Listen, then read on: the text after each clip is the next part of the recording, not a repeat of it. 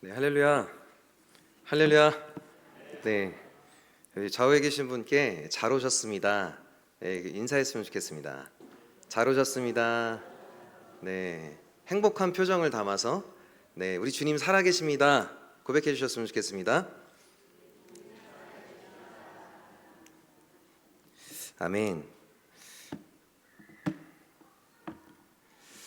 저는 이 마태복음 24장 14절에 이 천국 복음이 모든 민족에게 증언되어야 하리니 그제야 끝이 오리라. 온 민족에게 복음이 증거되면 주님 다시 오신다라고 약속하셨습니다. 아멘. 여러분 믿으십니까? 여러분 신앙생활 왜 하세요? 예수님 왜 믿으셨어요? 예수님 믿어야 구원받을 수 있으니까. 아멘. 예수님으로만 구원받을 수 있으니까. 그렇죠? 길이요 진리요 생명 되신 예수님을 믿어야지 우리가 천국 갈 수 있잖아요. 영원한 하나님의 나라. 하나님의 나라가 뭐죠? 여기 있다 저기 있다? 아니요. 뭐죠? 하나님의 나라가? 영원한 하나님의 임재, 통치, 교제가 있는 영원한 하나님의 나라. 그것을 소망하는 것이 그리스도인의 본분이잖아요. 그러려면 어떻게 해야 되죠? 우리는 주님께서 내려주신 마지막 지상 대명령인 뭐예요? 모든 민족에게 복음을 증거하는 교회이자 그리스도인이 되어야 하는 것입니다. 아멘. 네. 그래서 저희 사역자 명이요, 이 천국 복음이 모든 민족에게 증거되게 하여 주시옵소서. 이 비전이 하나님의 비전이 이루어지게 하여 주시옵소서. 그래서 이 비전, 저희 아내 사역자 명이 이룸 선교사입니다. 그래서 이 비전 이룸 사역자 가정이고요. 저희 가정에 하나님께서 너무 귀한 우리 자녀, 우리 딸 넷을 주셨습니다. 그래서 저희는 딸 넷이 있고요. 그리고 저는 모태신앙으로 자랐지만, 네, 사실 교회를 행복하게 다니지는 못했습니다. 예수님을 믿은 거는 청년이 되어서, 그리고 이라크 파병을 받고 특수부대로 근무하게 되면서 이라크 파병 당시에 2004년도에 삶과 죽음의 기로에서 나는 누구지? 난 죽으면, 테러 일어나서 나 죽으면 어디로 가지? 이런 본질적인 질문을 하기 시작합니다. 그러다가 이라크 쿠르드인들을 통해서 예수님을 믿어요. 거꾸로 됐습니다. 복음을 우리가 그곳에 전해야 되는데, 그 예수님을 믿은 개종한 사람을 MBB라고 합니다. MBB는 무슬림 백그라운드 빌리버라고 해서 무슬림에서 기독교로 개종한 사람들을 MBB라고 하는데, 그 MBB들을 통해서 그들이 만난 예수님을 저희가 듣게 됐어요. 그리고 그 하나님의 은혜 가운데 다시 성경을 펼치고 하나님이 세상을 이처럼 사랑하사, 이 대목에서 저희가 왈칵, 그리고 완전 뒤집어졌죠. 그리고 다시 돌아와서 나의 인생은 내게 아니구나라는 걸 깨달았습니다. 내 삶의 주인은 하나님이시구나. 그리고 이제 만난 교회에서 선교 훈련도 받고, 그리고 이제 선교 단체에서 장기 선교사 훈련을 받고, 그리고 파송되어져서 나간 곳이 이집트입니다. 사진 조금씩 보여주셔도 되는데요. 그래서 이집트에서 5년, 그리고 시리아 난민, 터키 내에 시리아 난민이 400만 명이 있습니다. 그래서 국경 지역에서 저희가 6년 정도 사역하고 약 한 11년, 12년 정도를 중동 아랍 지역에서만 보냈습니다. 그러면서 이제 저는 이제 태권도 사역으로 친구들 센터를 열어서 그 친구들과 접촉점을 만들어냈고요. 그리고 그들과 함께 시리아 난민이다 보니까 의식주가 해결되지 않아요. 그래서 그들이 자꾸 떠납니다. 그래서 그들이 자꾸 떠나고 정착하지 못하다 보니까 신앙이 자라지 않습니다. 그래서 이들과 함께 일터 공동체를 함께 열어보자. 그래서 이들하고 같이 비누, 천연 비누를 만들기 시작합니다. 저희 아내가 피부미용과 출신인데 거기 가서 이제 비누 공장을 하고 있고, 그리고 미신기를 몇 개 사가지고요, 홈메이드 미신기를 사가지고 시리아 난민 여성들하고 같이 그것을 하루 종일 가방을 만드는 일을 하고 있고, 그러면서 영혼들이요 삶과 신앙이 분리되지 않는 그 일터 공동체를 함께 경험하고 난 다음에 많은 수의 친구들이 영접하고 예수님을 구주로 영접하고 돌아오는 일들이 있었습니다. 할렐루야. 여러분들은 이 중동 아랍을 생각하시면 어떻게 생각하시는지 잘 모르겠습니다. 대부분의 한국 크리스찬들이 생각하는 이슬람이라고 생각하면 테러, 무장단체, 그리고 어려운 지역이라고 생각을 많이 하실 겁니다. 그러나 그 땅에는요, 테러를 일으키는 사람들은요 사실은 1%도 안 돼요. 극단주의자들은 1%도 안 됩니다. 실제로 99%는 다 온건주의 무슬림들이에요.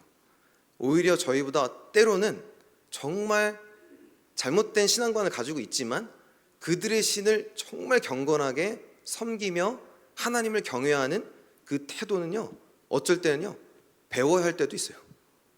너무 그 하나님에 대한, 신에 대한 그 경외함이 놀라울 정도로 자신의 삶을 헌신합니다. 그러나 진짜 신이 아니잖아요. 그래서 거짓 신을 믿고 있죠. 그래서 그들 가운데는요 늘 항상 불안과 늘 항상 죽음에 대한 두려움 때문에 죽고 난 다음에 천국 간 보장이 없어요. 알라 신을 그토록 믿어도 특히 여성들에게는요 천국관이 없습니다. 여성들에게 한 구절도요 그들이 알라 신을 믿으면 천국에 간다? 없습니다. 아랍어에 한번 따라 주시겠어요? 인샤알라. 인샤알라. 인샤알라라는 말이 뭐냐면요 신의 뜻대로요. 말 들으니까 너무 좋은데요. 아랍 사람들이 늘상 주구장창 하는 이야기가 인샤알라. 내일 만나? 인샤알라. 그날 그곳에 있을 거야? 인샤알라. 너 학교에 합격할 거야? 인샤알라. 왜요? 신의 뜻대로. 그러면서 그 뒤에 다 숨습니다. 그리고 약속 안 지켜요. 정말 약속 안 지키고, 너 어디야? 약속 시간 2시인데 어디야? 가고 있어 2시간 뒤에 나타납니다. 거짓말을 밥 먹듯이 하고요. 인샤알라, 하나님이 신의 뜻대로 이 말에 자신들의 모든 이 거짓을 감춰놓고 있어요. 자기가 늦은 건데 이게 신의 뜻이었어 라고 이야기하고, 너무 잘못된 문화가 종교로부터 그들 안에 내재돼 있어요. 저희가 사역을 하면서 난민을 사역하게 하셨어요. 독특하게 중동 아랍에서 난민을 사역하게 하셨습니다. 여러분, 성경의 가장 큰 주제가 뭘까요? 성경의 가장 큰 주제. PPT 보여주시면 계속 PPT 띄워주시면 좋을 것 같은데요. 단언컨대 하나님의 나라. 아멘. 하나님의 나라. 창조주 하나님은 아름다운 모든 그 우주 만물을 창조하시고, 다음 슬라이드 보여주시면 됩니다. 네, 계속 다음 슬라이드 보여주세요. 네, 지진 났을 때 이 일이고요. 다음 보여주세요. 다음이요. 네, 하나님은 아름다운 모든 우주 만물들을 창조하시고 마지막 날에 인간을 창조하셨습니다. 그리고 창세기 1장 28절에 문화 명령을 내리세요. 하나님이 그들에게 복을 주시며, 다음 넘겨주시면 됩니다. 네, 우리 같이 읽겠습니다. 시작.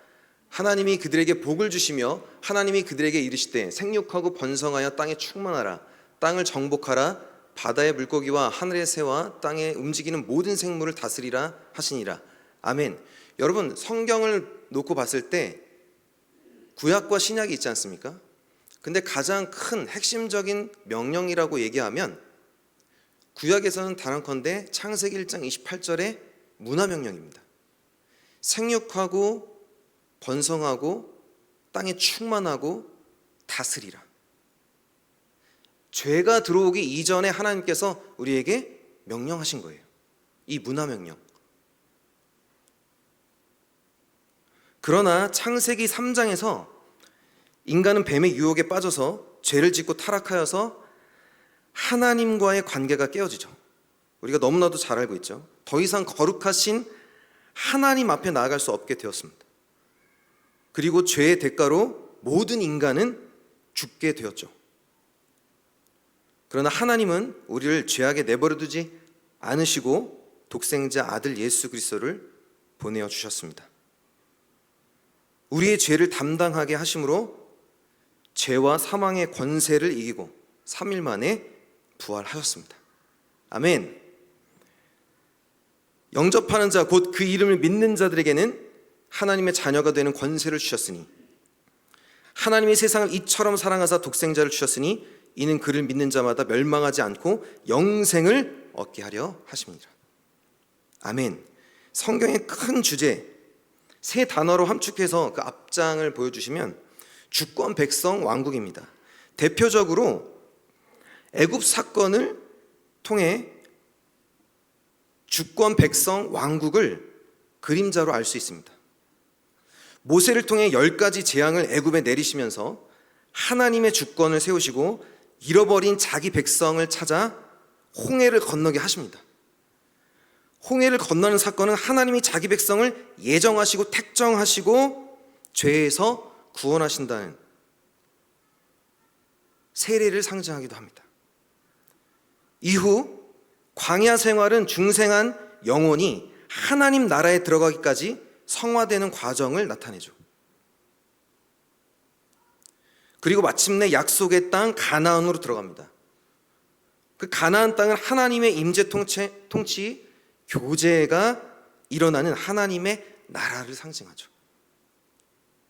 하나님은 우리가 영원한 하나님 나라에서 하나님의 임재가 가득하고 그분의 영원한 통치가 교제가 이루어지는 완전한 나라, 하나님 나라에서 동행하며 살기를 원하십니다. 여러분도 원하시죠? 아멘. 아멘. 그래서 예수를 머리로 한 모든 복음주의적인 교회 그리고 그리스도인들에게 예수님은 말씀하십니다. 오직 성령이 너희에게 임하시면 너희가 권능을 받고 예루살렘과 온 유대와 사마리아와 땅끝까지 이르러 내 증인이 되리라. 복음이 예수 그리스도를 통해 제자들과 초대교회 120명의 성도들에게 증거되고 예루살렘과 온 유대와 사마리아와 땅끝까지 이르러 증인의 삶을 살라고 예수님은 말씀하십니다. 로마서 14장 8절에는 우리가 살아도 주를 위하여 살고 죽어도 주를 위하여 죽나니 그러므로 사나 죽으나 우리가 주의 것이로다. 아멘. 할렐루야. 우리 주님이 하십니다. 우리는 하나님의 창조의 목적, 그 본질대로 살아야 합니다. 여기 올라오다 보니까 사도행전 1장 8절이 그 엘리베이터 거기에 붙어 있더라고요. 맞죠? 그리고 본질로 돌아가자. 거기에 이제 블렌더가 있더라고요. 그 본질대로 살아야 하는데 그 거룩하게 구별된 삶이 곧 예배인 줄 믿습니다. 그래서 우리 그리스도인들이 모인 공동체인 교회는 증인의 삶, 즉 선교에 헌신해야만 하는 것입니다. 예수님이 오신 지 2000년이 지났습니다. 그러자 세계 신학자 선교학자들이 1974년 스위스 로잔 선교대회를 열고요, 조사하여 발표한 것이 있는데 그것이 미전도 종족 선교였습니다. 선교 운동이었어요. 미전도 종족이란 복음화율이 5% 미만인 민족. 다음 보여주시면, 네, 영상을 함께 같이 보고 나누도록 했으면 좋겠습니다. 소리 좀 켜주시겠어요?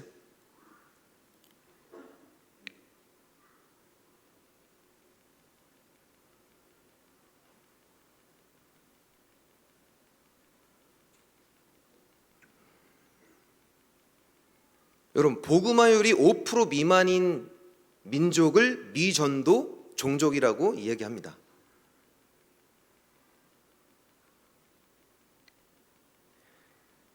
다시 말해서 교회가 자립하지 못한 민족을 이제 미전도 종족이라고 이야기해요.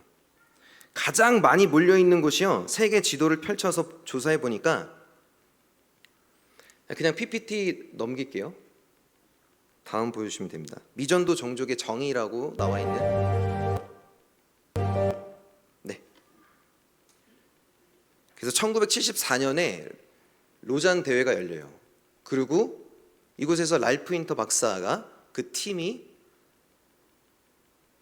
미전도 종족이 도대체 이 지구상에 몇 개가 존재하고 그리고 얼마만큼 복음화율이 이루어졌는가, 이것들에 대해서 조사하기 시작합니다. 그러면서 발견한 것이 있어요. 그것이 뭐냐면 이 지도가 나오는데, 빨간 지도 한번 보여주시겠어요? 한 3번 넘기시면 조사를 해봤더니 가장 많이 몰려있는, 이 미전도 종족이 가장 많이 몰려있는 지역이 세계 지도를 펼쳐서 조사해봤더니 북위 10도, 40도에 위치한 지역이었습니다. 그리고 이곳에는요, 세계 인구의 3분의 2가 집중되어 있었어요. 아직도 복음을 듣지 못했거나 자립하지 못한 민족이 90%나 집중되어 있는 곳이 지금 여러분들이 보시는 이 지도상의 이 지역들입니다. 가장 견고한 이슬람의 영이, 그리고 힌두교, 불교의 영이 장악하고 있는 지역들이었어요. 이를 14.10창 선교라고 명명하고 이때부터 선교사 재배치 운동이 일어납니다.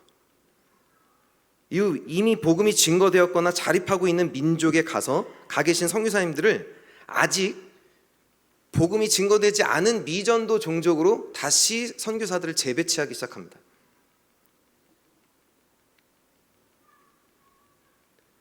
다음 보여주시면요. 네. 그리고 앞에 한번 보여주세요. 여기는 미전도 종족들이 있는 곳입니다. 다음은 선교사가 배치되어 있는 곳이었어요. 미전도 종족만 쏙 빼놓고 다른 데 가 있는 거예요. 여러분, 전 세계에 복음주의적인 교회, 개신교, 복음주의적인 교회, 오피셜하게 공식적으로 해외 선교사만 46만 명입니다. 비공식적으로 한 50만 명 된다고 해요. 우리나라는 몇만 명 될까요? 그 중에 2만 8천 명이 됩니다. 놀라지도 않으시네요. 2만 8천 명이에요. 미개했던 이 조선 땅에 교회가 세워지고 하나님께서 이 땅을 변화시키시더니 원조를 받는 나라에서 원조를 하고 선교사를 받는 나라에서 이제는 선교사를 파송하는 전 세계 인구 비례면에서 세계 2위의 파송 국가가 됐습니다. 할렐루야! 주님께 영광의 박수 올려드렸으면 좋겠습니다. 여러분, 주님께 영광의 박수를 올려드려야 돼요. 우리는 하나 내비출 게 없는 민족이었습니다. 이 우리나라 조선 역사의 5,000년 역사 중에서 1,000년 동안이나 침략을 받고 외세의 침략을 받고 전쟁을 치러야만 했던 나라였어요. 그런데 하나님께서 이 땅 가운데 선교사들을 통해서 교회를 개척하시더니 하나님께서 이 땅을 변화시키시고 이 땅의 복음화가 이루어질 수 있도록, 그래서 하늘에 썩지 아니한, 영원히 썩지 아니할 하늘의 복음을 통해서 이 땅을 변화시키신 겁니다. 믿으십니까? 아멘. 그 기쁜 소식, 굿뉴스, 그 기쁜 소식을 우리가 온 민족 가운데 증거하는데 세계 선두에 서 있어요. 하나님께서 한국교회를 써주시는 겁니다. 한국교회가 어렵다, 힘들다 얘기하지만 그러나 우리 가운데 아직 기도할 힘이 있습니다. 아멘. 그래서 이 PPT 계속 보여주시면 46만 해외 선교사 중에서요 3에서 5%만이 미전도 종족 최전방 개척 사역을 하고 있다는 거예요. 지금도. 그리고 세계 해외 선교사로 해외 선교 비용으로 사용되는 비용을 전 세계 모든 복음주의적인 교회가 해외 선교로만 쓰고 있는 비용이 10,000원이라고 책정했을 때 미전도 종족에게 프론티어 미션 최전방 전도 개척 사역에 쓰이는 비용이 얼마라고요? 1원입니다.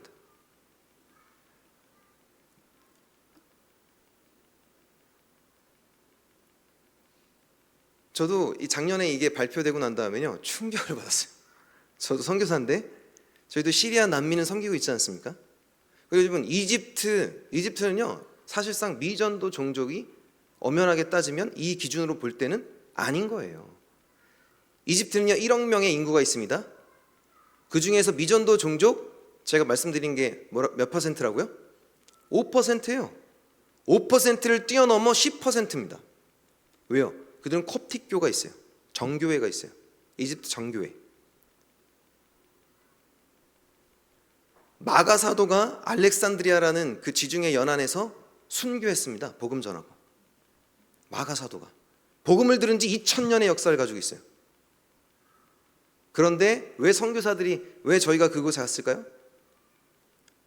이슬람과 기독교가 타협을 했어요. 보이지 않는 손을 잡았습니다. 그리고 서로 간에 침략하지 않기로. 그래서 복음을 서로 기독교에서 이슬람으로, 이슬람에서 기독교로 서로 교를 하잖아요. 보이지 않는 타협을 해버렸습니다. 그러니 하나님께서 선교사들을 파송하세요. 그리고 그 교회들을 찾아다니면서 뭘 합니까? 선교 동원. 우리가 땅끝까지 이르러 증인되어야 합니다. 모든 민족에 복음 증거해야 됩니다. 2000년의 역사를 가진 이 이집트 교회여 일어나십시오 라고 우리가 선교 동원하고 무슬림 사역을 했던 겁니다. 그들은요 1000만의 크리스찬들이 있어요. 1000만의 크리스찬. 우리나라보다 더 많아요. 엄청난 역사를 가지고 있어요. 그들 스스로가 자립 선교가 되지 않기 때문에 그들을 선교하는 거예요.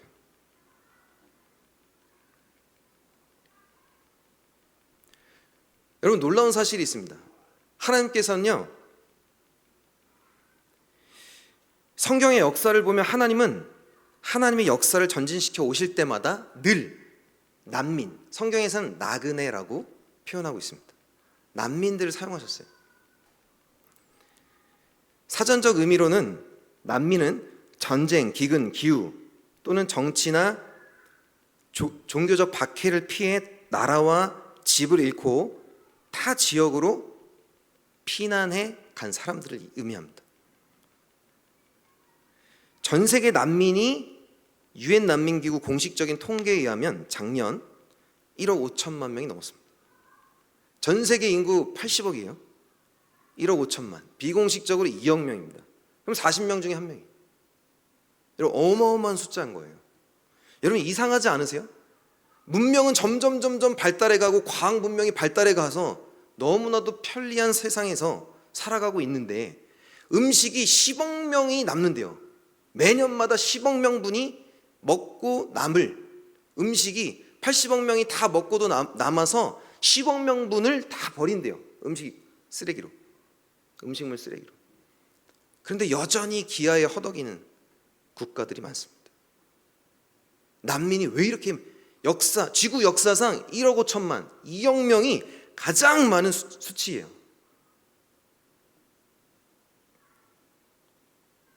왜일까요? 이것은 하나님이 하시는 일인 줄 믿습니다. 하나님이 하시는 일이라고요? 가난하게 굶기고요? 난민을 발생시켜요? 나라를 잃게 하고 집을 잃게 한다고요? 예. 동일하게 이스라엘 백성들에게도 포로가 되게 하셨죠.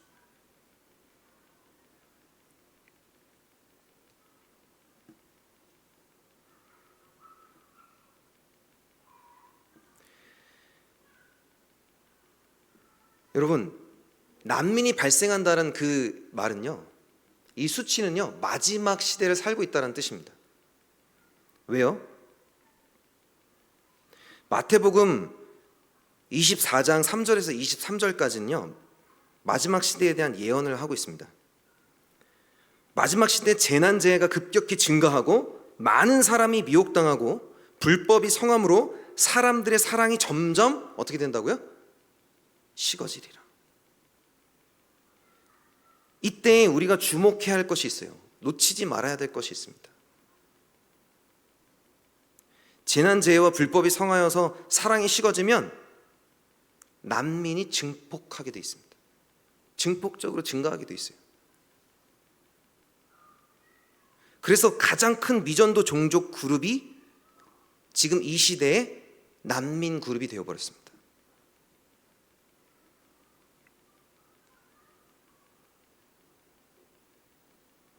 하나님은 난민을 통해서 하나님의 역사, 즉 구속사를 이끌어 오셨어요.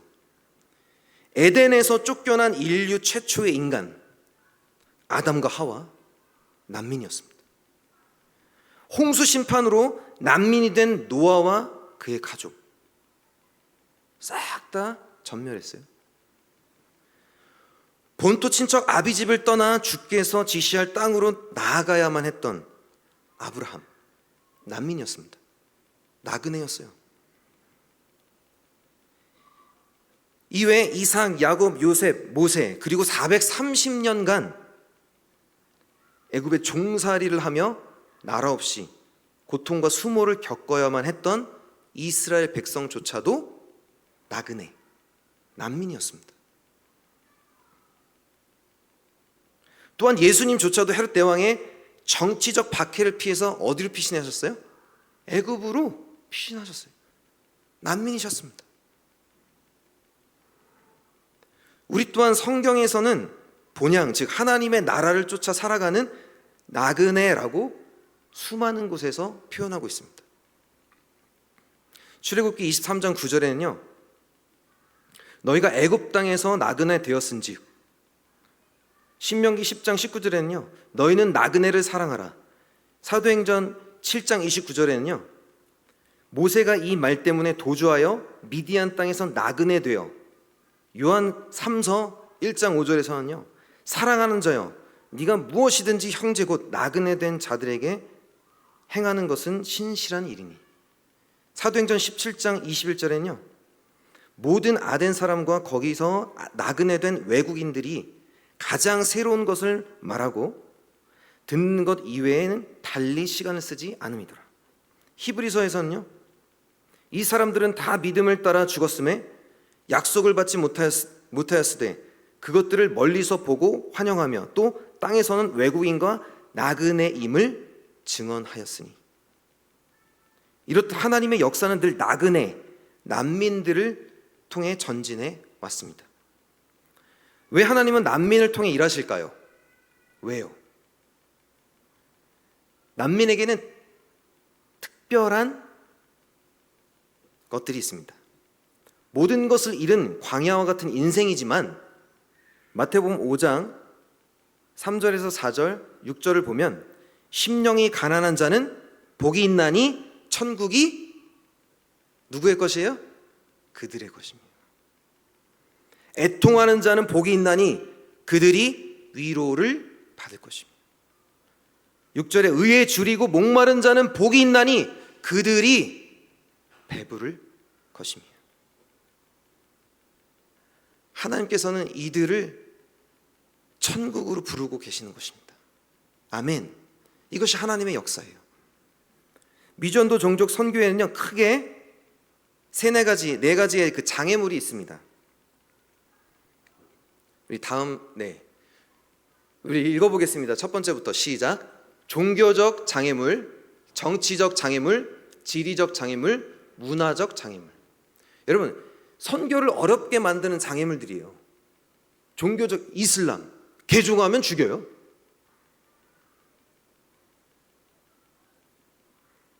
공산주의, 중국 선교사님들 다 쫓겨난 거 아시죠? 다 쫓겨나서 다이너마이트로 그냥 교회 자체 건물을 그냥 폭파시켜버리고 엄청난 핍박과 고난이 있습니다. 자유롭게 예배 드릴 수 없어요. 가까운 나라 북한도 있잖아요. 지리적 장애물도 있습니다. 기후가 다르거나 지리가 다르고 문화가 달라서 이 선교를 하는데 어려움들이 있어요. 그러나 이것은요, 하나님의 나라를 이루어가는데 장애물일 수가 없습니다. 왜냐하면요, 우리는 천국 시민으로서 그 땅에 나아가야 될 명분이 있기 때문에 그렇습니다. 왜요? 우리만 잘 먹고 잘 사는 것이 아니라 그 땅에 죽어가는 그 영혼들을 아버지의 마음으로, 그 심령으로 우리가 그들을 품고 눈물로 기도하고 그들이 돌아오기까지 하나님의 지혜를 구하며 그 땅을 변화시켜야 될 명분이 있다는 거예요. 이건 옵션이 아닙니다. 해도 되고 안 해도 되는 것이 아니에요. 하늘과 땅의 모든 권세를 내게 주셨으니 그러므로 너희는 가서 모든 민족을 제자 삼아 아버지와 아들과 성령의 이름으로 세례를 베풀고 내가 너희에게 분부한 모든 것을 가르쳐 지키게 하라. 볼지어다 내가 세상 끝날까지 너희와 항상 함께 있으리라 하시니라. 아멘. 이것이 두 번째 신약에서 가장 큰 명령입니다. 그래서 영어로는요 Great Commission이라고 해요. 지상 대명령 또는 지상 대위임령이라고도 얘기합니다. 주님께서 마지막 유언으로 남겨놓고 가신 말씀이에요. 다시 오시겠다 말씀하시고 모든 민족으로 가서 제자 삼아라 말씀하신 겁니다. 그런데요, 놀랍게도요, 아까 이 지도 한번, 빨간 지도 한번 다시 한번 보여주시면 좋겠는데요, 14장 그 지도를 한번 더 보여주시면요, 네, 미전도 종족에서 독특하게 조사를 해보니까 이 시대에 1억 5천만 명이나 되는 그 난민들이 어디로부터 올까? 지도를 찾아보니까 이 지도하고 90%가 일치했습니다. 미전도 종족에 그 선교적 장애물을 가지고 선교사님들이 들어갔더니 추방되거나 비자를 받지 못하거나 하는 여러 가지 장애물들이 있지 않습니까?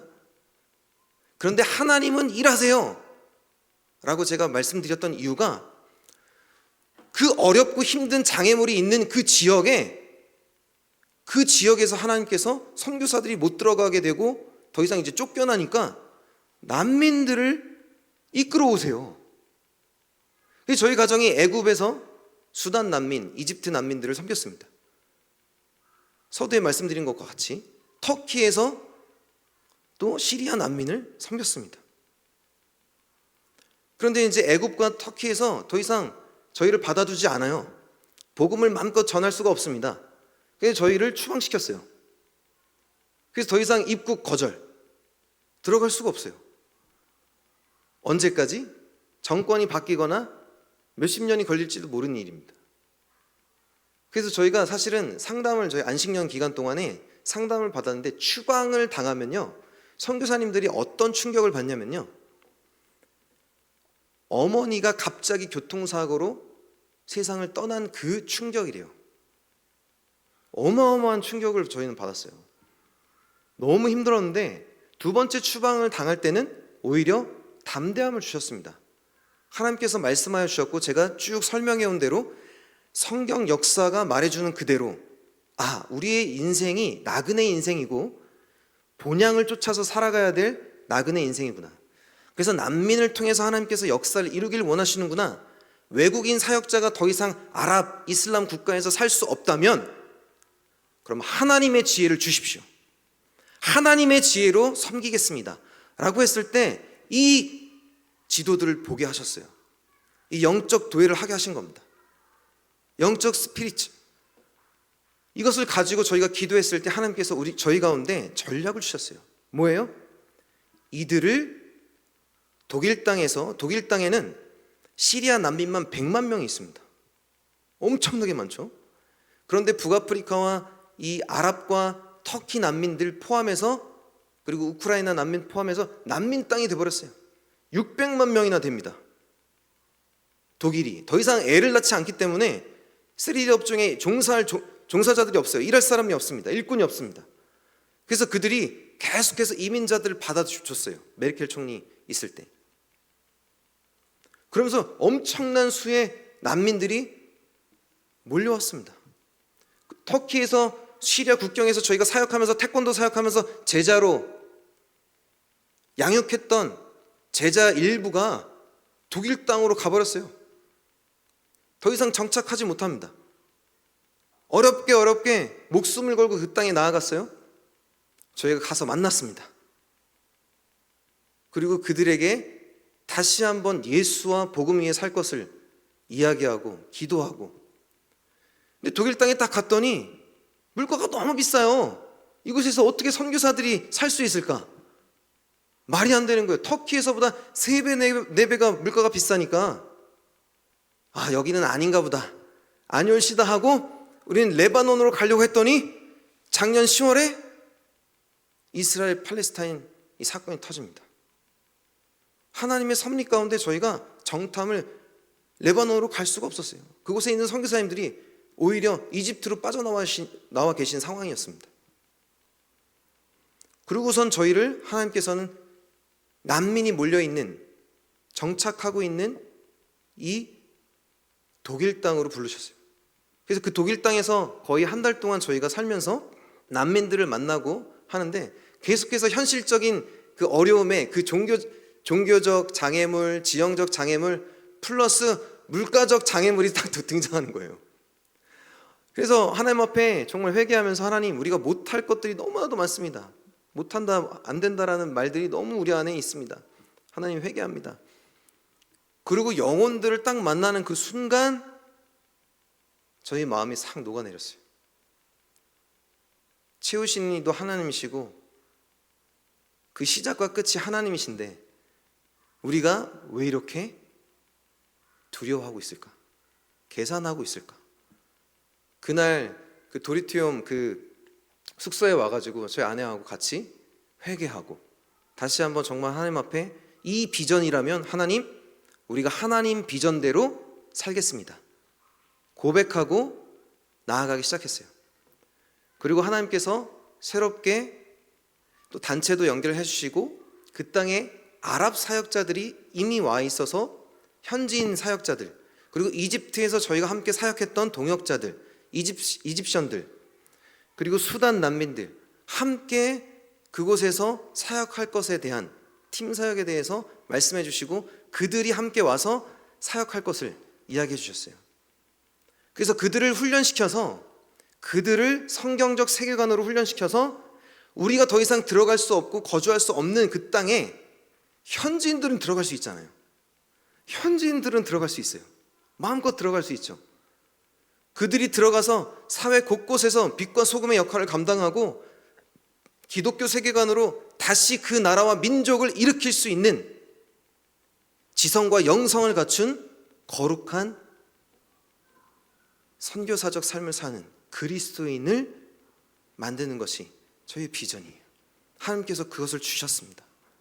우리 가운데 할 수 없다, 못한다라는 모든 부정의 말들이 떠나가고 하나님께서 하신다라고 말씀하셨을 때 아멘으로 순종하는 저와 여러분들이 됐으면 좋겠습니다.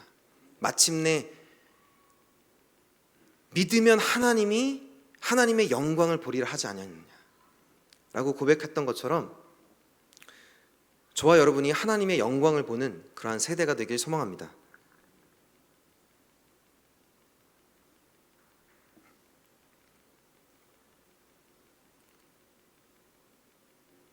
여러분, 독일 교회는요 독특한 특징이 있습니다.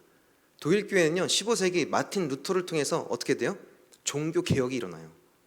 종교 개혁이 일어나고 이후에 젠젠도르프라는 사람이 17세기, 18세기경에 어떻게 해요? 모라비안 교도 공동체, 경건주의 공동체를 세웁니다. 그리고 그곳에서 선교에 대한 비전을 주시고 전 세계로 선교사들을 파송해요. 그래서 근대 선교의 아버지라 불리우는 윌리엄 캐리도 그 영향을 받고 인도 선교의 아버지가 됩니다. 독일 땅에 하나님이 왜 이 난민들 600만이라는 난민들을 모으셨을까요? 왜요? 하나님의 역사가 증언합니다. 이들을 통해서 하나님께서는 견고한 이슬람의 영을 파하고 미전도 종족이라 불리우는 이 이슬람과 아랍 세계 14십창 선교를 하나님께서 하기를 원하시는 거예요. 마지막 땅 끝까지 이르러 그 증인 삼기를 원하시는 겁니다.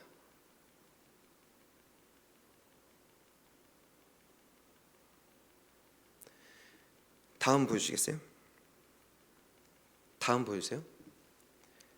마지막 이거 보고 같이 기도하고 마쳤으면 좋겠는데요. 왼쪽의 그림이 1907년 평양 대부흥 운동입니다. 우리나라에서요, 목포에서, 부산에서 쌀가마니 짊어지고 애들 다 동여 있고 다 메고 평양까지 와서 몇 날 며칠을 걸려서 이 사경회를 하려고, 예수 그리스도의 그 복음을 듣기 위해서, 말씀을 듣기 위해서 이곳까지 왔어요.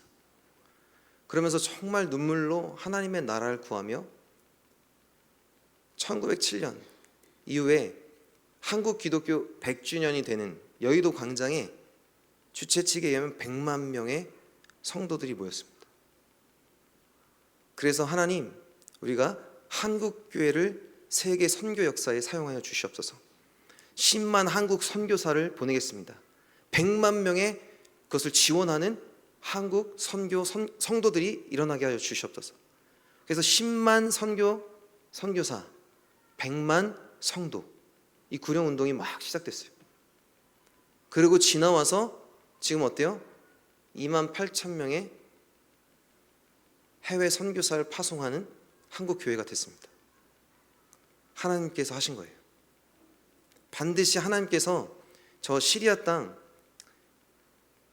소망 없다 이야기하지만 저희 선교사들 눈에는 소망이 있는 땅입니다.